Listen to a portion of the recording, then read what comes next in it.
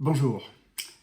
La crise du Covid-19 est en train de provoquer une accélération très forte du futur et j'ai détecté 5 futurs qui étaient attendus pour 2040-2050 qui vont s'accélérer, qui seront là, j'allais dire, d'ici 2030. Juste, je voudrais rappeler, avant d'aborder ces 5 futurs, qu'il y a des accélérations qui se passent aujourd'hui. La première, c'est l'affirmation des démocratures, on le sait. Le deuxième, c'est le décrochage de l'Union européenne vis-à-vis des États-Unis et de la Chine. Le troisième, c'est l'éclatement des sociétés avec plus de pauvres et plus de riches, des riches plus riches et des pauvres plus pauvres, et l'économie circulaire, notamment en France. Bien. Donc, ceci posé, ce sont les sujets-là que je ne vais pas aborder parce que ce sont des phénomènes qui ont lieu en ce moment. Donc, ce que je voudrais vous sensibiliser, c'est ce qui se passe, ce qui aurait dû se passer d'ici 2040 et ce qui se passera d'ici 2030 de manière beaucoup plus rapide. La première, c'est la décroissance face à l'économiance. Bon, l'économiance, je vais l'expliquer bien sûr. La décroissance, c'est incontestablement ces mouvements climatiques qui s'accélèrent et qui marquent les années 20. L'homme veut tout dominer et tout organiser, c'est-à-dire qu'on est véritablement en anthropocène, puisque l'homme domine tout. L'homme est dépassé par la machine infernale du règlement climatique, avec des zones à plus 2 degrés, plus 3 degrés, des zones à plus 6 degrés, notamment au nord du 60e parallèle. Dès lors, le débat est caricaturalement posé entre les partisans de la décroissance et ceux de l'économiance. Alors les partisans de la décroissance, ils sont convaincus que l'homme ne doit plus produire de carbone, et notamment par ses déplacements, ses constructions, son alimentation. L'alimentation, on verra ça un petit peu plus tard. Et de nombreuses villes vont accélérer, mais vraiment accélérer, la limitation des déplacements motorisés individuels, voire les interdire, c'est ce qu'on va voir dans de grosses villes. Et puis le principe des partisans de la décroissance, c'est sauver la Terre pour sauver l'homme. La considération sociale est secondaire. L'économiance a pour principe de sauver l'homme et les hommes pour sauver la Terre.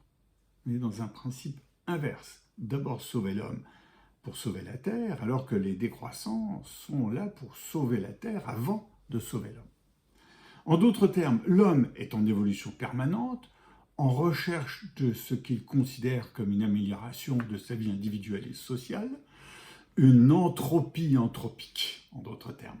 Le terme économiance se réfère à l'équilibre technologique et social au travers d'un système économique conciliant l'homme et la Terre. Et dans cette décennie, il s'agira de baisser la production de carbone en conciliant un nouvel équilibre social. On ne peut pas tout changer d'un coup. On a un monde qui est existant et qu'on ne peut pas bousculer du jour au lendemain, alors que les décroissants, eux, sont partisans de tout bousculer. Le débat entre partisans de la décroissance et partisans de l'économiance couvre la décennie 20, donc 2020, entre les États et à l'intérieur des États. Ça se trouve à l'intérieur des États comme entre les États. Ça, c'est un premier saut qui va arriver, mais très très vite. Le deuxième saut, ce deuxième futur qui vient très vite, c'est la 5G, ça on le sait, et le 2 nanomètres, ce que l'on sait moins. J'y reviens. Le coup d'envoi de l'étude de la 6G a été symboliquement donné le 1er janvier 2021 pour une mise en place en 2030, officiellement. Ce qui implique que rien ne s'oppose à la mise en service plus tôt, sauf s'il n'était pas au point.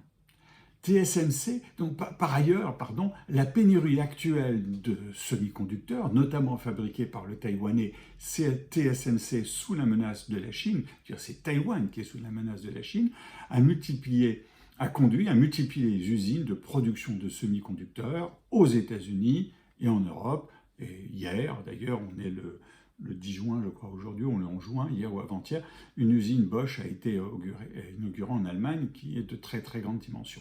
Donc l'objectif des États-Unis comme de l'Europe, c'est d'obtenir une autonomie. Aujourd'hui, c'est 70% des puces viennent de Chine, ou 80%, et 12% des États-Unis pour nous, ce qui va stimuler la concurrence et le marché, le fait d'avoir plusieurs usines. Or, justement, en mai 2021, IBM a présenté une première mondiale, la puce fine de 2 nanomètres, alors que la référence mondiale, c'est 7 nanomètres. Et mondialement, on essaye de passer à 5 nanomètres. Sauf qu'avec cette puce de 2 nanomètres, IBM affirme que sa nouvelle puce prolongera la durée de vie des batteries des mobiles, ce qui n'est pas inintéressant, réduira l'empreinte carbone des data centers, pas inintéressant non plus, diminuera le temps de latence des voitures autonomes, c'est-à-dire que la voiture autonome qui devrait arriver assez rapidement, son temps de latence qui était réduit déjà avec la 5G de l'ordre de la milliseconde sera encore réduit, et augmentera la puissance des ordinateurs. Autant dire qu'il s'agit de plus de puissance, plus de rapidité, avec moins de matière, donc moins de matières premières critiques, ces matières qui deviennent rares dans le monde. Et bien sûr, moins de carbone. En ajoutant le développement en cours de l'informatique quantique, qui s'ajoute à ça parce qu'il y a une véritable volonté sur ce sujet, les attentes de la 5G seront réalisées bien plus tôt que prévu, peut-être ce qui était prévu dès 2022-2023, il y aura le début de tout ça et ça ira beaucoup plus vite. La puissance informatique, facteur 1 million, c'est un petit peu dans ce registre-là que l'on est, va brutalement accélérer l'intelligence artificielle, la recherche, les transports, la santé, la communication, les usines. On tombe dans un monde numérique très développé. Le troisième point, le troisième saut qui va aller très rapidement, c'est l'agriculture et l'alimentation raisonnables. Je m'explique. Bien que l'agriculture soit l'une des industries lourdes les plus modernes, les confrontations violentes avec les écologistes, les antispécistes, les survivalistes, etc., conduisent à la disparition de paysans par suicide ou par arrêt d'exploitation. Tout au moins en France, et c'est un phénomène qui est assez dramatique. Une agriculture écologiste, antispéciste et survivaliste manquera de terre, d'eau et de bras pour nourrir 67 millions d'habitants, 67 millions de Français. Et l'effet pervers de ces confrontations sera de favoriser une industrie agricole robotisée.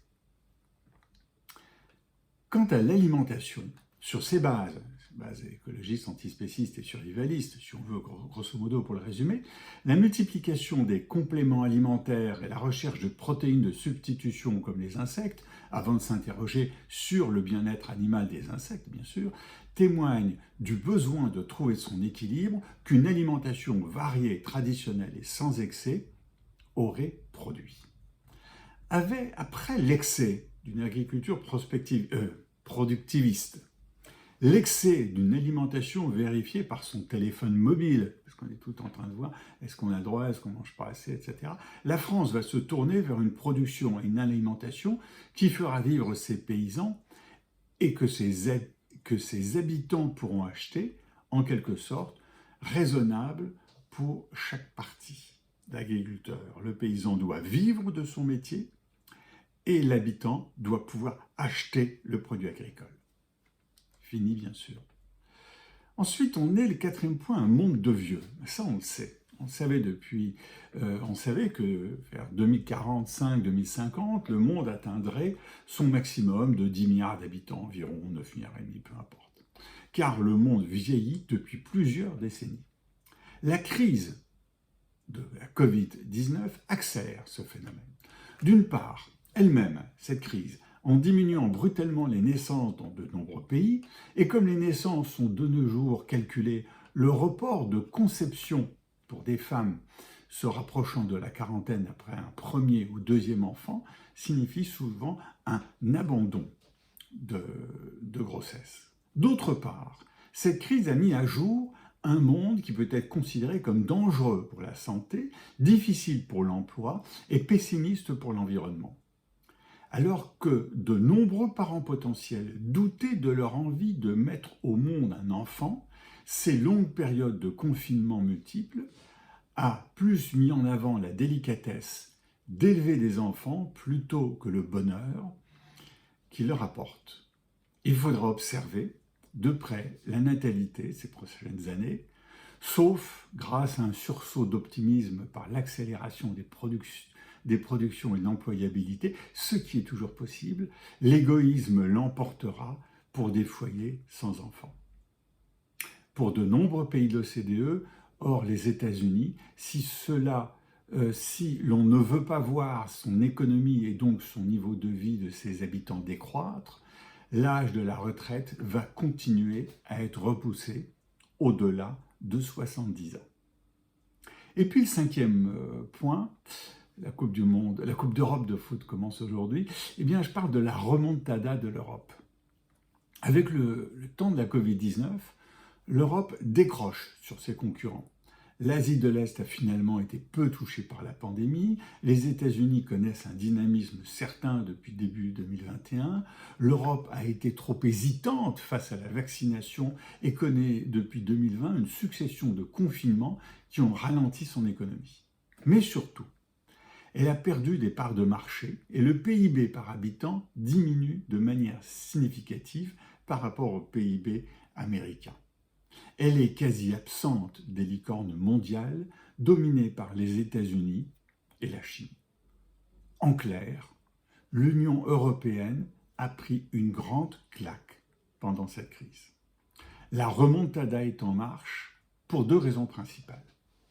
La première est que malgré toutes ces turbulences, le Brexit, la menace de l'Italie début 2020, les démocratures de la Hongrie et de la Pologne, l'Union européenne est toujours là. Elle représente un système politique affirmé face notamment à la Chine et aux États-Unis et un modèle moral et éthique. Les pays d'Amérique centrale et du Sud et entre Chine et Inde s'en inspirent pour résister au monde bipolaire qui s'annonce.